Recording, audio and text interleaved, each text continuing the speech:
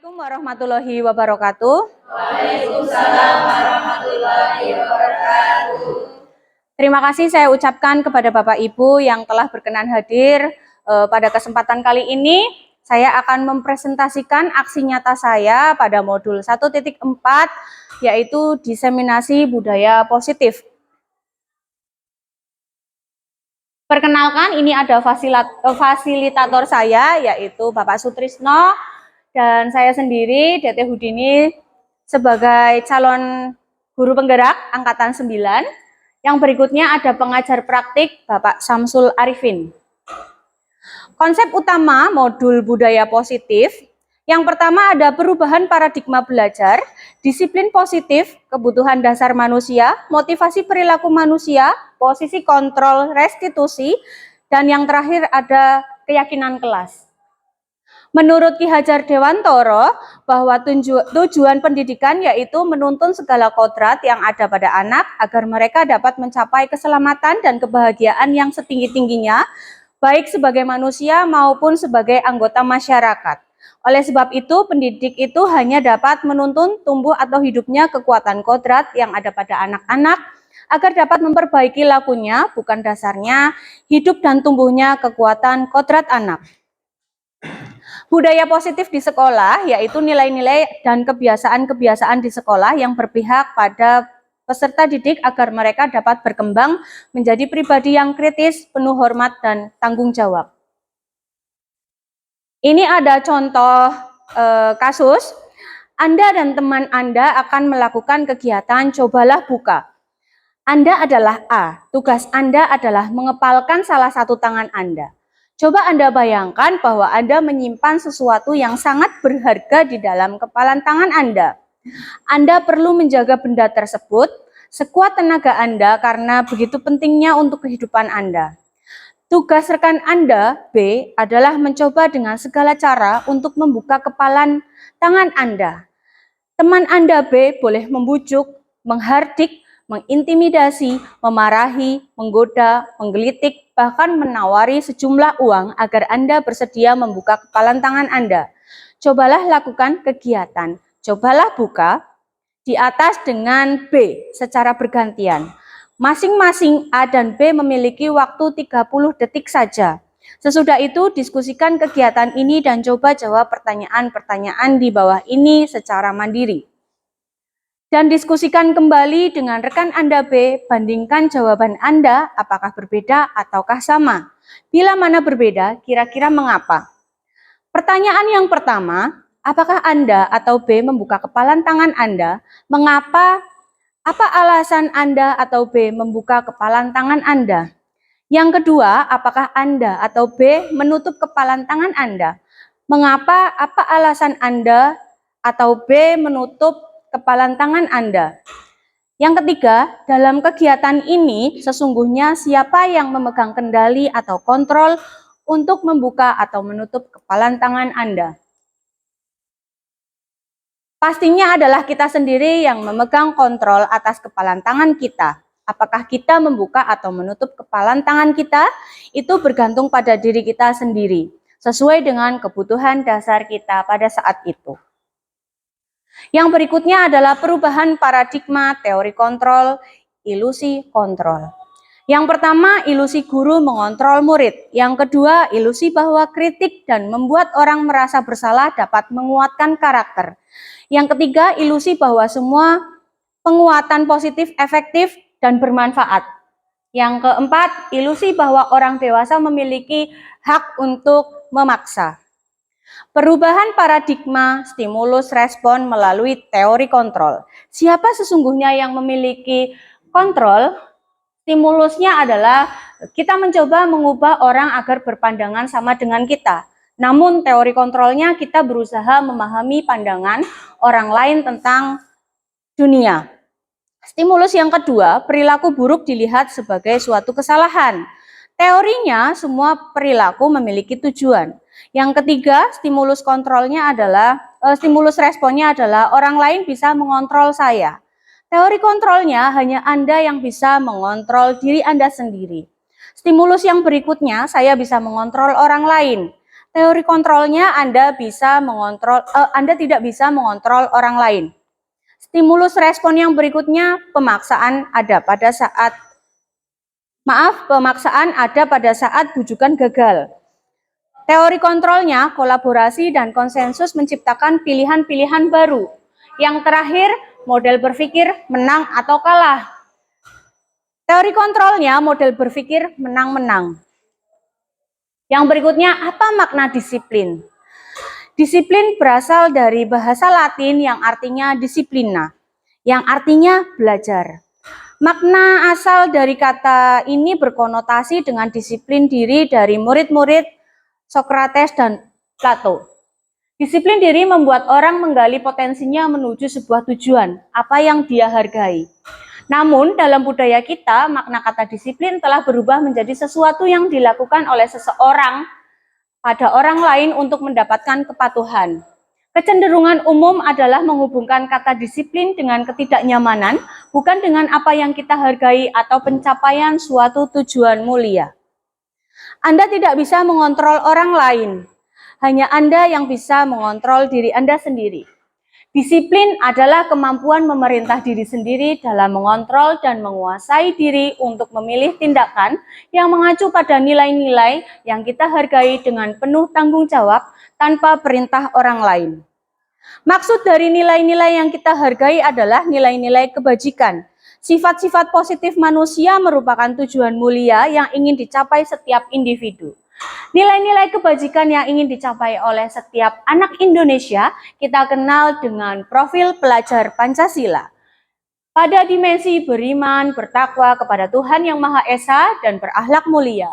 Dimensi yang kedua ada mandiri, bernalar kritis, berkebinekaan global, bergotong royong, dan kreatif. Yang berikutnya adalah teori motivasi perilaku manusia. Untuk menghindari ketidaknyamanan atau hukuman, apa yang akan terjadi apabila saya melakukannya? Ini merupakan motivasi eksternal. Yang berikutnya, untuk mendapatkan imbalan dari orang lain atau institusi, apa yang akan saya dapatkan apabila saya melakukannya? Ini juga termasuk motivasi eksternal. Yang ketiga, untuk menghargai diri sendiri, saya akan menjadi orang seperti apa bila saya melakukannya. Ini adalah motivasi internal atau tujuan disiplin positif. Yang berikutnya adalah kebutuhan dasar manusia. Realitanya kebutuhan kita berbeda-beda. Kita berusaha memahami pandangan orang lain tentang dunia. Setiap orang memiliki gambaran yang berbeda. Kebutuhan dasar manusia yang pertama ini ada survival atau mempertahankan hidup dengan cara cinta kasih, penguasaan, kebebasan, dan kesenangan. Ini ada contoh kasus, Ibu Ani, guru kelas 5 SD Pelita Hati sedang bingung menghadapi ulah salah satu murid di kelasnya, yaitu Agus. Beberapa anak telah datang dan mengeluhkan Agus yang seringkali meminta bekal makan siang mereka dengan paksa. Jika Anda menghadapi situasi seperti Ibu Ani, apa yang akan Anda lakukan? Menurut Anda, kira-kira apa alasan Agus melakukan hal itu? Dalam konteks penerapan disiplin positif, Ibu Ani sebaiknya mencari tahu alasan Agus melakukan tindakan tersebut agar mengetahui kebutuhan mana yang sedang berusaha dipenuhi oleh Agus. Yang pertama, apabila jawaban Agus karena ia lapar dan orang tuanya tidak membawakan bekal makan, kebutuhannya adalah bertahan hidup. Yang kedua, apabila Agus karena ia senang temannya jadi memperhatikan dia, kebutuhan adalah cinta dan kasih sayang. Yang ketiga, apabila jawaban Agus adalah dia merasa hebat karena temannya jadi takut dan menuruti keinginannya, kebutuhannya adalah penguasaan. Apabila jawaban Agus karena dia merasa bosan dengan bekal yang dibawakan ibunya karena selalu membawakan bekal yang sama, kebutuhannya adalah kebebasan atau kebutuhan akan pilihan. Yang terakhir, apabila jawaban Agus karena iseng saja dan dia menikmati ekspresi wajah temannya yang kesal karena diambil makanannya, maka kebutuhannya adalah kesenangan. 5 posisi kontrol guru, yaitu sebagai penghukum, pembuat merasa bersalah, teman, pemantau, atau manajer. Yang berikutnya melalui pertanyaan-pertanyaan dan siapa yang mengatakan melalui pertanyaan, saya kecewa sekali dengan kamu. Siapa yang siapa yang mengatakannya? Yaitu pembuat orang merasa bersalah. Pertanyaan berikutnya, kamu tidak pernah benar melakukannya. Siapa yang mengatakannya? Penghukum. Yang ketiga, ayolah lakukan demi Bapak Ibu. Siapa yang mengatakannya? Teman. Apakah kamu mau mendapatkan stiker bintang hari ini? Siapa yang mengatakan? Pemantau. Bagaimana kamu bisa menyelesaikan masalah ini? Siapa yang mengatakan? Manajer. Kamu selalu yang paling terakhir. Siapa yang mengatakan? Penghukum. Untuk membentuk sebuah budaya positif, maka kita awali dari peraturan kelas. Dari peraturan kelas, maka kita buat keyakinan kelas, maka akan membentuk atau menciptakan sebuah lingkungan yang positif dan mewujudkan budaya yang positif. Yang berikutnya ada keyakinan kelas. Semua perilaku memiliki tujuan. Keyakinan kelas adalah nilai-nilai kebajikan atau prinsip-prinsip universal yang disepakati bersama secara universal, lepas dari latar belakang suku, negara, bahasa, maupun agama. Menurut Gosen tahun 1998, suatu keyakinan akan lebih memotivasi seseorang dari dalam atau intrinsik. Seseorang akan lebih bersemangat untuk menjalankan keyakinannya daripada hanya sekedar mengikuti serangkaian peraturan. Pembentukan keyakinan kelas. Yang pertama, keyakinan kelas bersifat abstrak daripada peraturan yang lebih rinci dan konkret. Yang kedua, keyakinan kelas berupa pertanyaan-pertanyaan yang universal. Yang ketiga, pertanyaan keyakinan kelas senantiasa dibuat dalam bentuk positif. Yang keempat, keyakinan kelas hendaknya tidak terlalu banyak sehingga mudah diingat dan dipahami. Yang kelima, semua warga kelas sebaiknya ikut berkontribusi dalam membuat kegiatan kelas lewat curah pendapat. Yang terakhir, bersedia meninjau kembali keyakinan kelas dari waktu ke waktu.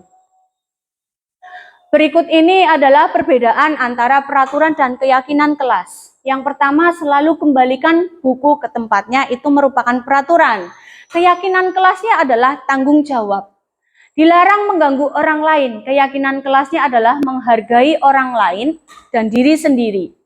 Hadir di sekolah 15 menit sebelum pembelajaran dimulai. Keyakinan kelasnya adalah menghormati orang lain, komitmen pada tujuan. Yang berikutnya, dilarang melakukan kekerasan. Keyakinan kelasnya adalah keselamatan dan menghormati orang lain. Yang berikutnya, dilarang menggunakan narkoba. Keyakinan kelasnya adalah kesehatan, bergantian atau menunggu giliran. Keyakinan kelasnya menghormati orang lain dan kesabaran. Gunakan masker, keyakinan kelasnya adalah kesehatan dan keselamatan. Yang terakhir, jangan berlari di kelas atau koridor. Keyakinan kelasnya adalah keselamatan dan keamanan. Berikut ini adalah kesepakatan kelas yang sudah saya buat. Yang pertama, hadir di kelas tepat waktu. Yang kedua, mengikuti pembelajaran dari awal hingga akhir. Yang ketiga, berbicara dengan santun. Yang keempat, jika tidak mengikuti pembelajaran, harus izin kepada guru. Yang terakhir, mengumpulkan tugas tepat pada waktunya. Berikut ini adalah segitiga restitusi. Proses menciptakan kondisi bagi murid untuk memperbaiki kesalahan mereka, sehingga mereka bisa kembali pada kelompok mereka dengan karakter yang lebih kuat. Memulai restitusi guru dapat 1. Membantu murid menjadi lebih memiliki tujuan, disiplin positif, serta memulihkan dirinya setelah berbuat salah. Yang berikutnya, membantu murid untuk jujur pada diri sendiri dan mengevaluasi dampak dari kesalahan yang dilakukan. Yang ketiga, memberikan penawaran bukan paksaan.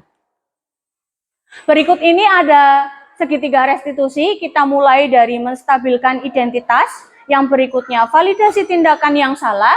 Yang berikutnya adalah menyatakan keyakinan. Tahapan segitiga restitusi. Menstabilkan identitas. Contoh-contohnya, berbuat salah itu tidak apa-apa. Tidak ada manusia yang sempurna. Saya juga pernah melakukan kesalahan seperti itu. Kita bisa menyelesaikan masalah ini. Bapak Ibu tidak tertarik mencari siapa yang salah, tapi Bapak Ibu ingin mencari solusi dari permasalahan ini. Kamu berhak merasa begitu. Tahap yang kedua yaitu validasi tindakan yang salah. Padahal kamu bisa melakukan yang lebih buruk dari ini ya. Kamu pasti punya alasan mengapa kamu melakukan hal itu. Kamu patut bangga pada dirimu sendiri karena kamu telah melindungi sesuatu yang penting buatmu. Tahapan yang ketiga yaitu menyatakan keyakinan. Apa yang kita percaya sebagai kelas atau keluarga? Apa nilai-nilai umum yang kita telah sepakati? Apa bayangan kita tentang kelas yang ideal dan kamu mau jadi orang yang seperti apa? Berikut ini adalah video yang saya buat dengan salah satu peserta didik penerapan dari segitiga restitusi. Riz, tadi Bu Dede dapat laporan dari guru piket, katanya kamu datang terlambat. Iya, Bu. Mengapa kamu terlambat, Riz? Tahun siangan, Bu. Kamu tahu keyakinan kelas yang sudah kita sepakati? Tahu, Bu. Kalau terlambat, apakah sudah sesuai dengan keyakinan kelas kita? Tidak, Bu. Menurut kamu, keyakinan kelas apa yang sudah kamu lakukan? Disiplin, Bu. Disiplin, oke. Menurut kamu, disiplin itu penting tidak, Riz? Penting, Bu, biar bisa menghargai waktu. Ya, menghargai waktu itu penting. Dengan menghargai waktu, kita juga menghargai orang-orang di sekitar kita dan melatih rasa kepedulian. Saya menyesal karena datang terlambat. Maaf, Ibu. Ya, saya maafkan Mas. Bagaimana supaya kamu tidak terlambat lagi? Tidur tepat waktu, bangun subuh, dan bertugas mandiri, Bu. Ya, jika kamu sudah menemukan solusinya, besok jangan terlambat lagi ya Mas. Iya, Bu. Terima kasih. Silakan boleh kembali ke kelas. Ya, Bu.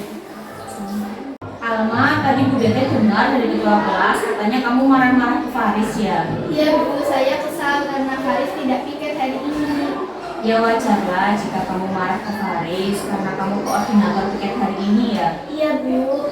Lalu apa yang kamu lakukan terhadap Faris? Saya marah, saya suruh dia piket kelas, tapi nggak mau. Saya acung-acungan sama ke Faris.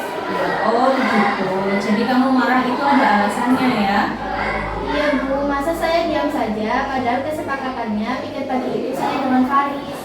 Ya, kamu boleh marah, namun harus tetap mengontrol emosi, jangan sampai bermain fisik, dan jangan sampai mengeluarkan kata-kata yang tidak pantas. Coba sekarang kita pikirkan tindakan kamu marah sampai dengan mengacung-acungkan sapu terhadap Faris, apakah sudah sesuai dengan keyakinan kelas? Tidak, Bu. Menurut kamu, keyakinan kelas apa yang sudah kamu langgar? Saling menghormati antar teman. Saling menghormati antar teman, apakah itu penting? Penting, Bu. Jika itu penting, keyakinan kelas apa yang harus kamu lakukan saat kamu sedang marah? Lebih bersabar, Bu. Kamu bersedia memperbaiki masalah ini? Bersedia. Apa yang akan kamu lakukan jika kamu marah?